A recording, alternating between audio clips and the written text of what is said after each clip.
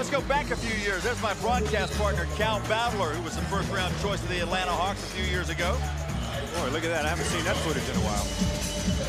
Now he gets inside the arc and knocks down the jumper just the way he used to do it down in Scope when Old Dominion played there over at the Field House. You are too. Happy New Year, everybody. Michael Regai alongside my partner, Bowdler. The big question was, how's Maryland going to rebound? How do they respond from that home loss to William and Mary? I would imagine the last couple of days on the practice floor have been rather demanding from Gary Williams. Well, some of the things they've struggled with this season, they're doing very well. They're dictating the tempo of the game. They're getting out in passing lanes. They're doing it with their defense. And they've got the guy, Gravis Vasquez, with his head up, the floor general, leading the break and making all the right plays in transition. And Gravis started to impose his will, as Cal was talking about early. We take a look at our Subway first half highlights. Defensive end, and the pressure came from Vasquez and his running mates. He really did. He was getting out in the lane. He was making a steal. You see him deliver the pass right on time. Again, getting a steal, and this time going all the way to the cup. It's starting with the Maryland defense, starting with Gravis Vasquez dictating the tempo, and then you see Greensboro fighting back a little bit. The big fella, Cole, in the middle. Little jump hook. Nice touch down inside, but Maryland too much. I mean, again, transition has been the story, and it's starting with defense for them. They're just everywhere, tenacious, in passing lanes, and it's just imposing their will and getting out in transition and getting easy baskets. We take a look at the first half numbers. I mean, you go on the road and shoot 58%. If you're Gary Williams, you're going to love that, but go down 5 categories. Cal, how about the points in the paint, where Maryland is just doing a tap dance and getting whatever they want around the rim? Well, there's 3 stats that jump out at me. It's points in the paint, it's fast break points for Maryland, and it's the Spartan field goal percentage at 28%. They all correlate. You play defense, you get points in the paint, and you get fast break points because they all correlate. You get steals, you get easy baskets, and it's points in the paint. Landon Milbourne rising high. Maryland by...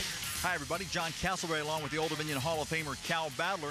Great to have you with us for the first of 2 games we're going to bring you this week. Of course, Saturday night, Monarchs looking forward to being up in Williamsburg to take on that red-hot, much-improved tribe of William and Mary. But first, Cal, they've got to make sure they take care of business tonight against the dangerous Delaware ball club. Well, you can never overlook a team in conference play. This team, even though they struggled and lost 5 straight, they've lost some very close ball games, a 4-point lead at Northeastern, and in a 3-point ball game here at Delaware. You cannot overlook any team, especially at home. The Monarchs are rolling. They've won 5 straight. They've won 8 out of 9.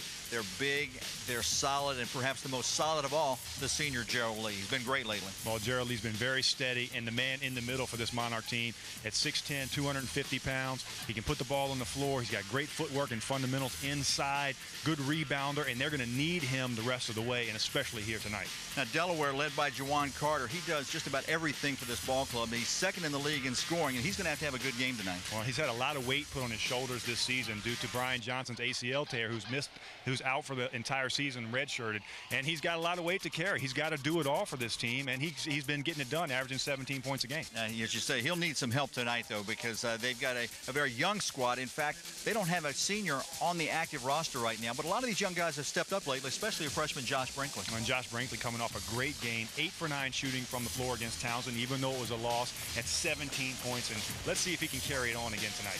When we return, we'll meet the starting lineup. As you might expect. Hi, everybody.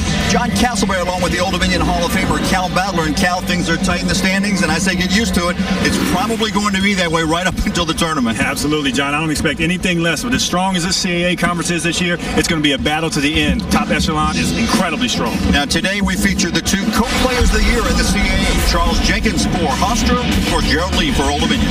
Charles Jenkins is a prolific scorer. Gets out and pushes the ball in transition. Has the ability to shoot the long ball and really stretch defenses out. And he's big and strong, can use his body and take contact and still finish at the rim, averaging almost 18 points a game. Gerald Lee does a lot of his work around the basket, but lately he's been stepping outside. Gerald Lee at 6'10", has incredible footwork and body control, has great post moves, and also the ability to put the ball on the floor. Pump fake, 1-2 dribble, shoot the little 15-footer, and can finish plays. Of course, Lee and Jenkins get a Hi, everybody. John Castleberry along with the Old Dominion Hall of Famer Cal Bowdler. And Cal, let's take a look at the standings. A big ball game tonight because Old Dominion, with a win, can move into a second-place tie with George Mason, who won a very impressive game last night over VCU. And, of course, they're chasing Northeastern. And keep in mind, the first 4 teams get first-round bye. Well, it's a tight race as always in conference play, and that makes this a very, very important game for the Monarchs. Of course, last weekend, the Monarchs were beaten at Richmond by VCU. They've got George Mason coming to town on Saturday to the Constance Center. So, in a way, this is kind of a trap game. You don't want to look back, and you certainly don't want to look ahead. Well, it's an easy game to lose focus on the road. The Monarchs are going to have to be very careful. They may have to generate their own energy.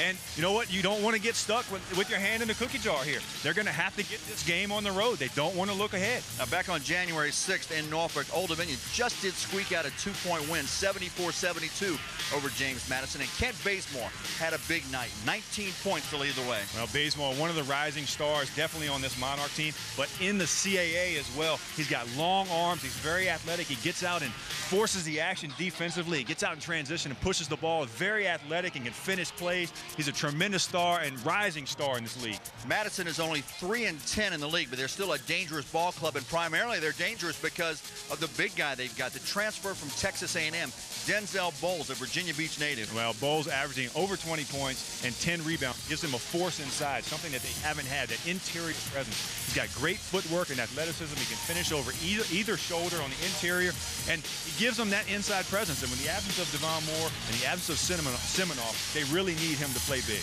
Old Dominion and James Madison will meet. Hi, everybody. Welcome to our coverage of CAA basketball. It's great to have you with us. Mike Corey alongside Cal Bowdler, and really looking forward to this one here today. Cal, the game of the day, second time around with these two teams, should be very exciting. Well, they faced off, Mike, a month ago in a historic battle, overtime victory for the VCU Rams. A great opportunity for the Monarchs to get a rematch and have a chance to win here in Norfolk today. For VCU, you're about to watch one of the most exciting players in the nation today, not just the CAA, in Eric Maynor.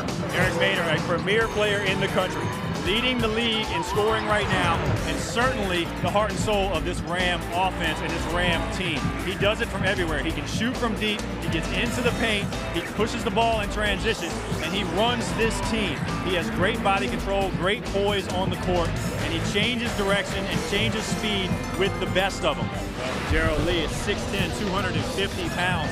A huge force inside, not only for the Monarchs, but in the league. One of the premier players, has great body control himself for a guy his size. His ability to put the ball to the floor, get to the basket, 1-2 dribbles and pull up.